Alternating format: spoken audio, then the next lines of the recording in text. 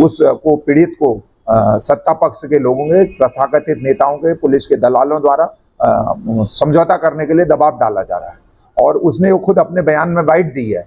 तो निश्चित रूप से पुलिस, मुझे ऐसा लगता है कि उसका भी संज्ञान लेगी और हम अंतिम समय तक, जब तक कि दोषियों को सजा नहीं मिल जाती, अभी हम पहली सीढ़ी चढ़े हैं, हमने पुलिस प्राधिकरण में भी केस डाला हुआ है। लगातार मैं ओखलकांडा की जनता को, भीमताल की जनता को आश्वस्त करता हूं कि प्राण जाए पर वचन नहीं जाएगा। दोषी को हम सजा दिलाकर ही, जो पीड़ित व्यक्ति है उसको न्याय दिलाकर ही हम दम लेंगे। राजनीतिक, सामाजिक, जनहित की आवाज, हालात शहर, कैसी भी हो खबर कवरेज करते हैं होकर निडर। जमीनी हकीकत का सच देखने के लिए देखते रहिए न्यूज हालात शहर हल्द्वानी से। संवाददाता अतुल अग्रवाल। ये जो खंचम में 20 तारीख को मारपीट हमारे उत्तराखंड के नौजवान मनमोहन शर्मा के साथ हुई थी, उसमें जनता के आशीर्वाद से और आप पत्रकार भाइयों के आशीर्वाद से, भीमताल की जनता के आशीर्वाद से, नौजवानों के आशीर्वाद से, तमाम सामाजिक संगठनों के आशीर्वाद से हम उसमें अन्याय के खिलाफ लड़ाई लड़ने में एक कदम आगे बढ़े हैं। माननीय न्यायालय ने हमारी एनसीआर का संज्ञान लेते हुए 4 तारीख को पुलिस कर्मियों पर मुकदमा दर्ज कर इस पर विवेचना करने के आदेश दिए हैं। तो निश्चित रूप से मुझे ऐसा लगता है कि उत्तराखंड की जो स्वाभिमान की लड़ाई थी, जो ओखलकांडा में मरने तक मनमोहन शर्मा जी को मारा गया, उसमें जो लोग तमाम तरह की भ्रांतियां फैला रहे थे और सत्ता पक्ष के, चाहे वो हमारे विधायक जी हों, चाहे हमारे सांसद जी हों, चाहे प्रमुख जी हों, वो लोग इसमें मूक दर्शक बने हुए थे। उनका एक भी बयान कहीं ऐसा नहीं आया कि इनको दोषियों, इन्होंने गलत किया और इनको सजा मिलनी चाहिए। तो निश्चित रूप से जनता रूपी, देव रूपी जब सड़कों पर उतरती है और पत्रकार भाइयों का जब सहयोग होता है, तो हम किसी मुकाम पर पहुंचे हैं तो आप सबके आशीर्वाद से पहुंचे हैं। हम यही कहना चाहते हैं कि लगातार उसको, पीड़ित को सत्ता पक्ष के लोगों के, तथाकथित नेताओं के, पुलिस के दलालों द्वारा समझौता करने के लिए दबाव डाला जा रहा है और उसने वो खुद अपने बयान में बाइट दी है। तो निश्चित रूप से पुलिस, मुझे ऐसा लगता है कि उसका भी संज्ञान लेगी और हम अंतिम समय तक, जब तक कि दोषियों को सजा नहीं मिल जाती, अभी हम पहली सीढ़ी चढ़े हैं, हमने पुलिस प्राधिकरण में भी केस डाला हुआ है। लगातार मैं ओखलकांडा की जनता को, भीमताल की जनता को आश्वस्त करता हूं कि प्राण जाए पर वचन नहीं जाएगा। दोषी को हम सजा दिलाकर ही, जो पीड़ित व्यक्ति है उसको न्याय दिलाकर ही हम दम लेंगे।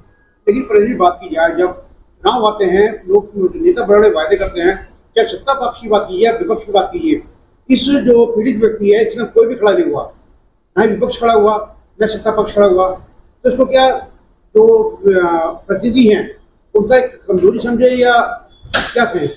देखिए, भीमताल विधानसभा में विशेष तौर से मैं ये कह सकता हूँ, अन्य जगह भी लोग उत्तराखंड राज्य में सेटिंग गेटिंग की राजनीति करते हैं और सेटिंग गेटिंग में ये होता है कि आप किसी से गलत काम कराओगे तो फिर उससे सही काम आपको भी दबना पड़ेगा। तो आपका छोटा भाई आपके आशीर्वाद से न गलत कहता है, न गलत सुनता है, न गलत करता है। जिस दिन मैं गलत होऊंगा तो मेरा बहुत बुरा हश्र होगा, मैं जानता हूँ। इसलिए भगवान के आशीर्वाद से 9 दुर्गों के व्रत मैंने रखे थे कि हे भगवान, इस बच्चे की न्याय की लड़ाई में लड़ रहा हूँ, मुझे सफलता देना। पंचनाम देव, लोकचुई लोकाम, आप सब पत्रकार देवतुल्य जनता के आशीर्वाद से हम इस न्याय की लड़ाई में, मैं कह सकता हूं दावे से कि हम कोर्ट के आदेश से उसका पालन करते हुए पुलिसकर्मी उस पर विवेचना कर रहे हैं और मुझे भी बयान देने, हम निश्चित रूप से आगे बढ़ रहे हैं। और कौन क्या कर रहा है, क्योंकि मैं कोई, ये तो जनता को देखना है कि जनप्रतिनिधि क्या कर रहे हैं, ये आपका काम है पत्रकार भाइयों का। लेकिन हाँ, मेरे मन में एक पीड़ा जरूर रहती है, जो ये कहते थे कि हम भीमताल के बेटे हैं, ओखलकांडा के बेटे हैं, ओखलकांडा का बेटा मरने तक मर गया और उनका एक बयान अभी तक नहीं आया और लगातार वो उस व्यक्ति पे, जो पीड़ित है, उस पर प्रेशर भारतीय जनता पार्टी के लोग बना रहे हैं कि तू समझौता कर ले, नहीं तो मारा जाएगा। ये उसने खुद कहा है, मैं नहीं कह रहा हूं इस बात को। और मेरा दायित्व है कि आप जब मुझे ताकत देते हो तो उसको संरक्षण देने का। जब जब जहां जहां अन्याय होगा वहां आपका भाई, लोगों ने कहा कि वो जो है हमने फिटनेस सेंटर बंद कराया, तो ये सब आपका आशीर्वाद था। फिटनेस सेंटर 3 साल से लोग ट्रांसपोर्टर लूटपेट रहे थे, तो आपने ताकत दी मुझे, जनता ने ताकत दी, तमाम समाज सेवियों ने ताकत दी, तो उसको भी हम बंद कराने में लगातार, जहां भी अन्याय होगा हम वहां पर कूदेंगे।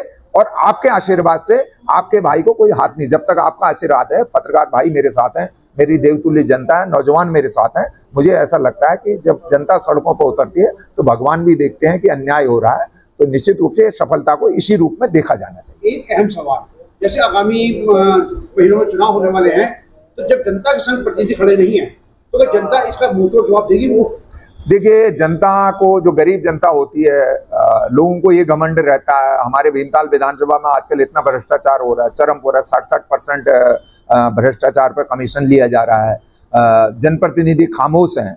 तो इससे ऐसा लगता है कि लोग ये कहते हैं कि शराब पिलाओ, वोट ले लो, बाकी टाइम पे इनकी खबर मत लो। तो मुझे लगता है इस परंपरा के लिए आप जैसे नौजवान, आप जैसे पत्रकार भाई का मुझे सहयोग मिलेगा लगातार, तो निश्चित रूप से हम इसका भी पटाक्षेप करेंगे। सुशासन आएगा, रामराज की स्थापना उत्तराखंड में होना जरूरी है।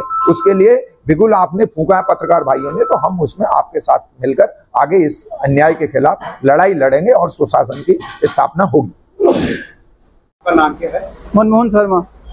आपके दिन जो हादसा या घटना जो भी कही हुई थी, उसके बाद चर्चाओं में है कि आरोप लगाए जा रहे हैं कि आप पैसे की डिमांड कर रहे हैं, आप पे दबाव बनाया जा रहा है कि मुकदमे वापस ले लो।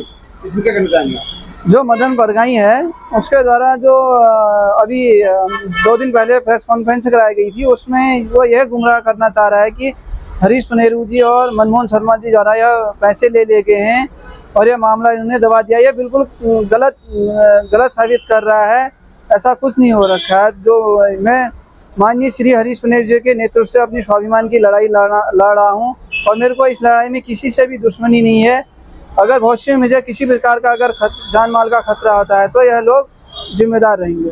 यदि बात की जाए, वहाँ पर जो जनप्रतिनिधि हैं, आप पीड़ित हैं, आप जब उनके पास गए तो उनका क्या कहना था? वो आपके साथ खड़े क्यों नहीं हुए?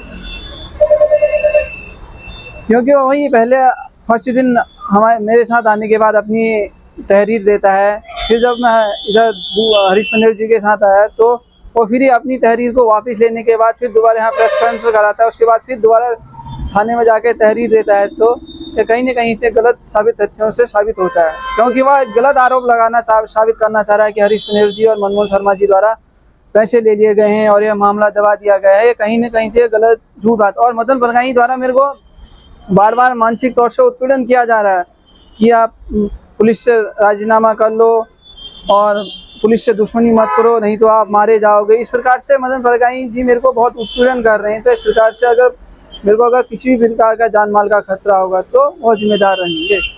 आप संबोधित करेंगे या न्याय चाहेंगे? मैं माननीय श्री हरीश पुनेरू जी के नेतृत्व से अपनी लड़ाई लड़ना चाह रहा हूँ। मैं न्याय ही चाहूँगा।